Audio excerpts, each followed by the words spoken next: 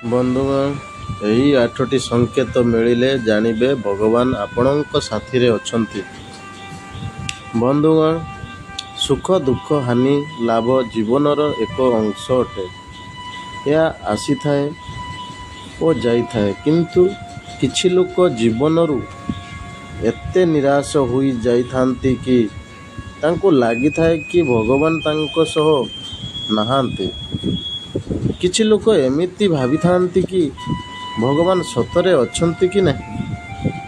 ଭଗବାନ ଅଲଗା ଅଲଗା ରୂପରେ ମନୁଷ୍ୟ ସହ ରହିଥାନ୍ତି। ଆଜି ଆମେ ଜାଣିବା ଏମିତି କିଛି ସଂକେତ ବିଷୟରେ ଯାହାଦ୍ୱାରା ଜଣାପଡ଼ିଥାଏ କି ଭଗବାନ ମନୁଷ୍ୟ ସହ ଅଛନ୍ତି। ବନ୍ଧୁଗଣ, ଭିଡ଼ିଓଟିକୁ ଶେଷ ପର୍ଯ୍ୟନ୍ତ ଦେଖନ୍ତୁ। ଯଦି ଆପଣଙ୍କ ଉପରେ ଭଗବାନଙ୍କ ହାତ ଥିବ ତେବେ ଆପଣ ଯେଉଁ କାର୍ଯ୍ୟ କରିବେ ସେଥିରେ ବିଫଳ ହେବେ।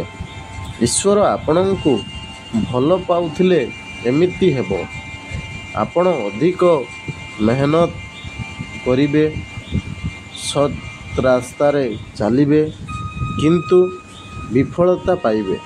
ଆପଣ ବିଫଳତା ସେତେବେଳେ ଯାଏ ଦେଖିବେ ଯେବେ ଯାଏ ଜୀବନର ଅର୍ଥ ନ ବୁଝିଛନ୍ତି। ବନ୍ଧୁଗଣ, ଦ୍ୱିତୀୟଟି ହେଉଛି ଯେବେ ଭଗବାନ ଆପଣଙ୍କ ସହ ଥିବେ ଆପଣ ଏକ ଅନୁଭବ କରିବେ ଆପଣଙ୍କ ସାମ୍ନାରେ ଏମିତି ସ୍ଥିତି ଆସିବ ଆପଣ କ'ଣ କରିବେ କ'ଣ ନାହିଁ ବୁଝିପାରିବେନି। ଆପଣ କାହାକୁ ନିଜର ସମସ୍ୟା କହିଲେ ବି କେହି ବୁଝିପାରିବେନି।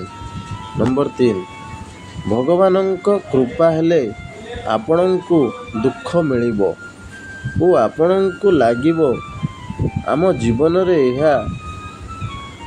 ଏହାଠାରୁ ଖରାପ କାମ ହୋଇପାରେ। ଆପଣ ଦୁଃଖର ଚରମ ସୀମା ଅନୁଭବ କରିବେ। ଜୀବନରେ ବଡ଼ ବଡ଼ ଦୁଃଖ ଆସିବ ଓ ଭୌତିକ ସୁଖ ତ୍ୟାଗ କରି ଆଧ୍ୟାତ୍ମିକ ମାର୍ଗ ଆପଣାଇବା ଉଚିତ।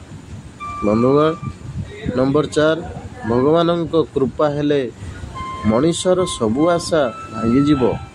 ଏହାଦ୍ୱାରା ଆପଣ ନୂଆ କିଛି ଖୋଜିବାରେ ଲାଗିବ।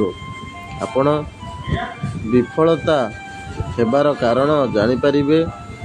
ଆପଣ ନିଜକୁ ନିଜେ ପ୍ରଶ୍ନ କରିବେ ଓ ସେହି ପ୍ରଶ୍ନ ଆପଣଙ୍କୁ ଯୋଡ଼ିବାରେ ଲାଗିବ। ବନ୍ଧୁଗଣ, ନମ୍ବର 5, ଭଗବାନ ଆପଣଙ୍କ ସହ ସାଥିରେ ଥିଲେ ଆପଣଙ୍କ ଚରିତ୍ରରେ ଚେଞ୍ଜେସ୍ ଆସିବ। ଆପଣ ପୂର୍ବ ଅପେକ୍ଷା ଶାନ୍ତ ହୋଇଯିବେ। ଭଗବାନଙ୍କୁ ଖୋଜିବା ଆରମ୍ଭ କରିଲେ ନିଜ ଭିତରେ ପରିବର୍ତ୍ତନ ଆସିବ।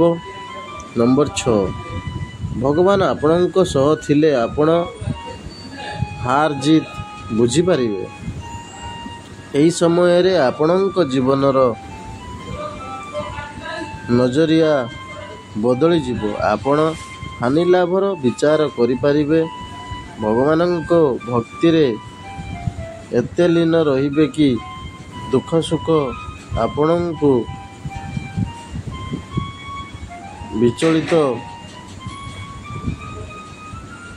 ବିଚଳିତ କରିପାରିବେନି। ନମ୍ବର 7, ଯେବେ ଆପଣ ଭଗବାନଙ୍କ ଭକ୍ତିରେ ଲୀନ ହୋଇଥାନ୍ତି ଏକ ପରୀକ୍ଷା ଦେବାକୁ ପଡ଼ିଥାଏ। ଏମିତି ସ୍ଥିତି ଆସିଥାଏ ଯେବେ ସବୁ କିଛି ସହଜରେ ପ୍ରାପ୍ତ ହୋଇଥାଏ। ନମ୍ବର 8, ଶେଷରେ ଭଗବାନ ଆପଣଙ୍କ ସହ ଥିଲେ